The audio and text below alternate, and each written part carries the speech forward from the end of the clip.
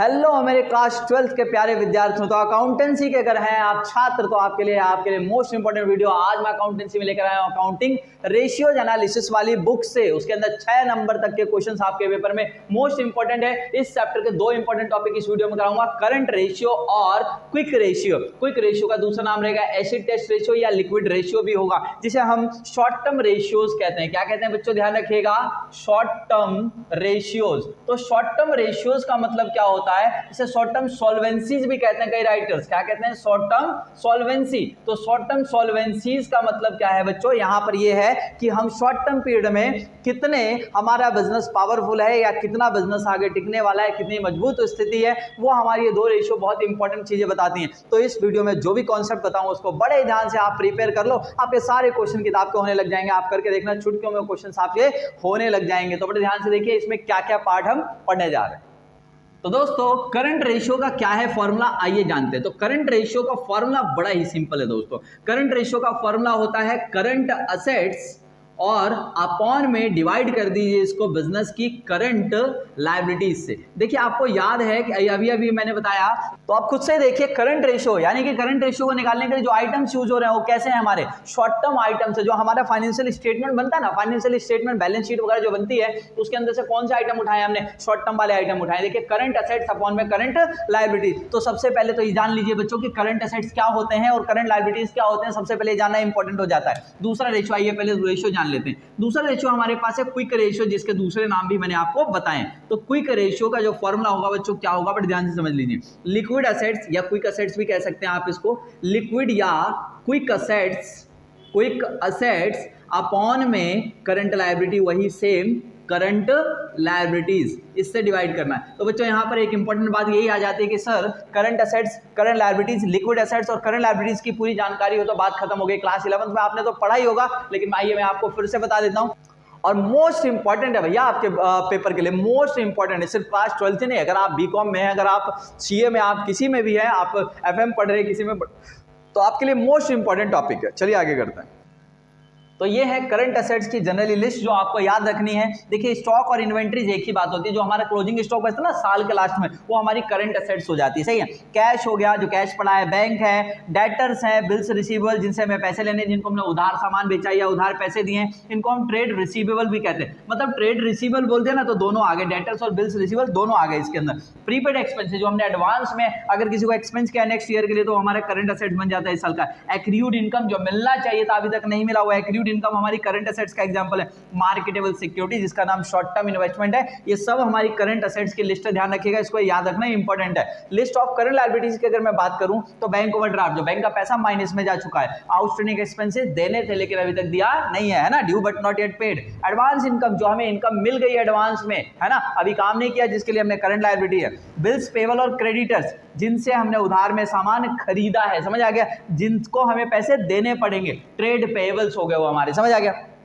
Provisions कोई भी है शॉर्ट टर्म का, और शॉर्ट टर्म लोन्स, ये सारे हमारे लिस्ट ऑफ करंट लायबिलिटीज हैं। तो इनको आपको याद रखना जरूरी है, आपके क्वेश्चंस होना शुरू होंगे। अब आइए चलते हैं और कौन से फॉर्मूले। सर आपने 2 ही चीज तो बताई, आपने बता दिया हम लोगों को कि करंट लायबिलिटीज क्या होती हैं, करंट असेट्स क्या होती हैं, लेकिन सर लिक्विड असेट तो बताया नहीं आपने। अरे बड़े आसान है भाई, लिक्विड असेट्स क्या होते हैं, which those all current assets which are easily और at a time converted into cash, है ना, जो एट ए टाइम कैश में कन्वर्ट हो सकते हैं, जो इमीडिएटली कैश में कन्वर्ट हो सकते हैं, उन्हीं का नाम लिक्विड असेट्स होते हैं। तो होते कौन कौन से सर, अभी देखें ना, करंट असेट्स में से ही वो आएंगे। कौन से आएंगे यहाँ पर, ध्यान से फॉर्मूलों की लिस्ट देख लीजिए। तो स्टूडेंट्स ये है कुछ फॉर्मूले, लिमिटेड फॉर्मूले, जिनसे आपके सारे क्वेश्चन हो जाएंगे। और लास्ट में बताऊंगा एक मोस्ट इंपोर्टेंट पार्ट, जो आपके 1 नंबर के क्वेश्चन ज्यादा आते हैं ना आजकल, उसमें भी ये बात आ सकती है, बड़े ध्यान से समझ लीजिए। तो देखिए लिक्विड असेट्स क्या होते हैं, सबसे पहले current assets minus inventories minus prepaid expense, समझ गए। देखो भाई करंट असेट्स में से 2 चीजें हटा दूं, सारी करंट असेट्स है मेरे पास लिस्ट, उसमें से 2 हटा दूं, इन्वेंट्रीज यानी कि स्टॉक और प्रीपेड एक्सपेंस माइनस कर दूं, बाकी सब क्या बच जाते हैं, लिक्विड असेट्स बच जाते हैं। तो पता लग गया ना लिक्विड असेट्स कौन से होते हैं, ये स्टॉक हटा दूं और ये प्रीपेड ना गिनूं, बाकी सबको गिन लो, लिक्विड असेट्स हो जाते हैं। तो ये सारे करंट असेट्स ही होते हैं, 2 चीजों को छोड़ दीजिए, समझ आ गया। ये बन गया फॉर्मूला, आपको कभी भी ध्यान रखिएगा। चलिए आइए टोटल असेट्स की अगर मैं बात करूं बच्चों, देखो यहाँ पर कोई फॉर्मूला नहीं है, ये सब कॉन्सेप्ट है, बड़े ध्यान से समझ लीजिए, कभी रटना नहीं पड़ेगा आपको, बड़े ध्यान से समझिए। देखो टोटल असेट जो आपके आपके बिजनेस की होती है। आपको पता ना टोटल एसेट दो पार्ट में डिवाइड होती थी, करंट एसेट्स और नॉन करंट एसेट मतलब फिक्स एसेट। तो देखो ये रहा current assets plus non current assets मतलब फिक्स एसेट, इसको जोड़ के क्या बनेगा टोटल एसेट। सर आपने ये क्यों लिखा, क्योंकि इसमें करंट एसेट्स नाम आ रहा है ना बेटा, एक दूसरे से एक फॉर्मूले चार फॉर्मूले बनाने की कोशिश मत करना, कॉन्सेप्ट समझो और लगाओ। देखो मान लो पेपर में टोटल एसेट दिया है, नॉन करंट एसेट दिया है, करंट एसेट्स निकलेगा कि नहीं निकलेगा, निकलेगा ना भाई, जब ये रेशियोज निकालनी है तो ये तो चाहिए हुआ। चलिए बड़े ध्यान से अगला देखिए, टोटल लायबिलिटीज इसी तरीके से बिजनेस की जितनी भी लायबिलिटीज होती थी उसको दो पार्ट में बांटते थे। कौन कौन सा सर, करंट लायबिलिटी और नॉन करंट लायबिलिटी। लायबिलिटी को डेप्ट भी लिखते हैं ना, डेट, जिसे डेट बोलते हैं हम लोग, उधारी बोलते हैं, समझ आ गया। तो देख लो इससे भी फॉर्मूला बन गया। अच्छा बचपन में यानी कि 11th क्लास में एक फॉर्मूला पढ़ा होगा आपने, assets equals to liabilities plus capital, accounting equation वाला फॉर्मूला याद है। तो assets equals to liabilities plus capital, ये रहा भैया टोटल असेट, असेट्स को वही टोटल असेट्स बोला, ये रहा टोटल डेब्ट, टोटल डेब्ट का मतलब वही लायबिलिटी, डेट को क्या बोलते हैं टोटल लायबिलिटी, और ये रहा कैपिटल को कंपनी में क्या बोलते हैं हम लोग, शेयर होल्डर्स फंड बोलेंगे। क्या बोलेंगे कंपनी में, कैपिटल को क्या बोलते हैं, शेयर होल्डर्स फंड, मालिकों का पैसा। बात समझ में आ गई, फॉर्मूला रटना नहीं पड़ेगा। देखो assets equals to liability plus capital, समझ आ गया।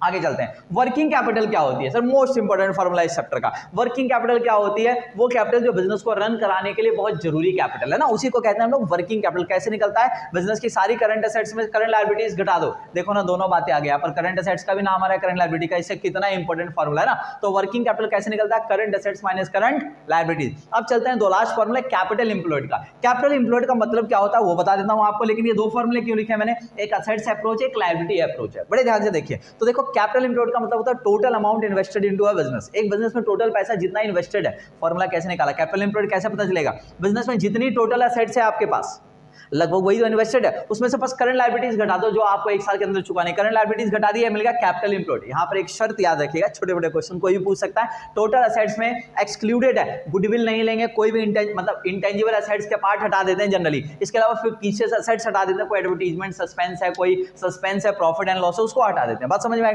यहां देखिए कैपिटल एम्प्लॉयड का दूसरा फॉर्मूला, ये लायबिलिटी अप्रोच है, नॉन करंट लायबिलिटी, ये fix liability, non current liability ले लिया हमने, जो लॉन्ग टर्म वाली लायबिलिटी है वो ले ली, प्लस मालिकों का पैसा, शेयर होल्डर फंड। अरे बताओ बिजनेस में कितना पैसा लगा हुआ है, जितना मालिकों ने लगाया हुआ और जितना लॉन्ग टर्म हमने लोन ले रखा वही तो है ना, दोनों को जोड़ दीजिए, ये आ गया कैपिटल एम्प्लॉयड का फॉर्मूला, समझ आ गया। तो ये इतना इंपॉर्टेंट कॉन्सेप्ट मैंने आपके सामने शेयर किया है ना, कि भाई अगर इनको आपने ध्यान से अपने कॉपी पेन से लिख, कॉपी पेन से ऐसा नहीं होता, कॉपी में पेन से अगर लिख लेंगे ना आप लोग बड़े अच्छे से, तो आपके सारे क्वेश्चंस में वादा करता हूं होने लग जाएंगे। कुछ क्वेश्चन उसमें ये है कि भाई साहब रेशियो इंक्रीज हुई, डिक्रीज हुई, नॉट चेंज हुई, वो वाले क्वेश्चन छोड़ देना, वो बाद में करेंगे। सबसे पहले नॉर्मल क्वेश्चन जिसमें रेशियोज निकालने हैं वो वाले क्वेश्चन कर लोगे, इससे होने शुरू हो जाएंगे 100%, समझ आ गया। और जब भी टाइम मिला मैं आपको वीडियोस भी बनाकर दिखाऊंगा। अब चलते हैं इसके इंपॉर्टेंट पार्ट पे। देखिए इंपॉर्टेंट पार्ट पेपर में आपसे पूछा जा सकता है कि करंट रेशियो का आइडियल रेशियो क्या होता है। क्या होता है बच्चों, आइडियल रेशियो, इसे प्योर रेशियो भी बोलते हैं। क्या बोलते हैं, प्योर रेशियो, आइडियल रेशियो भी बोलते हैं। ये लिखो मैंने आइडियल रेशियो लिख दिया है। आइडियल रेशियो का मतलब क्या होता है वो तो समझ लेंगे। ये होता है बच्चों ध्यान रखना 2:1, कितना होता है 2:1 होता है। करंट रेशियो का आइडियल रेशियो कितना है 2:1। इसका मतलब क्या होता है सर वो भी बताएंगे। अच्छा जी, क्विक रेशियो का आइडियल रेशियो क्या होता है बच्चों, क्विक रेशियो का आइडियल रेशियो होता है 1:1, ध्यान रखिएगा, समझ आ गया।